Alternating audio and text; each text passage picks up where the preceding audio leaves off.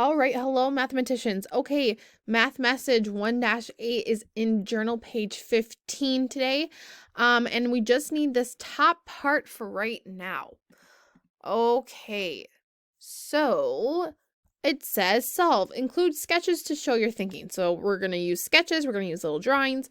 It says Ellie bought 3 packs of stickers. There are 6 stickers in each pack. How many stickers did Ellie buy in all? This in all means we're going to add and we're going to see the total number of all of them. Does that mean we add 3 plus 6? Well, 3 packs of stickers and there are 6 stickers in each pack. So we need to draw a picture before we can add these together. So I'm going to start with the 3 packs. I'm going to draw 3 squares and they represent a pack. You should do the same thing. Draw out circles or squares. Just make 3 of them to make it the packs. 3 packs. Awesome. So how many stickers were in each pack? Well, in each pack there was 6. That means I have 1, 2, 3, 4, 5, 6 stickers in each pack. So there's 6 stickers in one pack. Now I have to do that to the rest of my packs. 1, 2, 3, 4, 5, 6. And the third pack. 1, 2, 3, 4, 5, 6. Amazing. Okay. So Ellie bought 3 packs of stickers. 1, 2, 3. There are 6 stickers in each pack. 6, 6, and 6. How many stickers did she buy in all? That means we need to add this pack plus this pack plus this pack, and it equals. So really, it's not 3, right? How many stickers do we have? 1, 2, 3, 4, 5, 6. There's 6 stickers in here because I'm asking how many stickers. So 6 plus 1, 2, 3, 4, 5, 6 plus 1, 2, 3, 4, 5, 6 equals. So third graders, what does this equal? 6 plus 6 is 12 plus another 6. What does that equal? 12 plus 6. Well, I know 6 plus 2 is 8.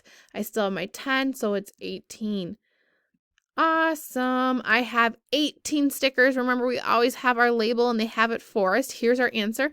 Now a number model. So a number model is using addition signs, subtraction signs, equal signs to figure out how we got this. Well, we said 6 plus 6, 6 plus 6 plus 6.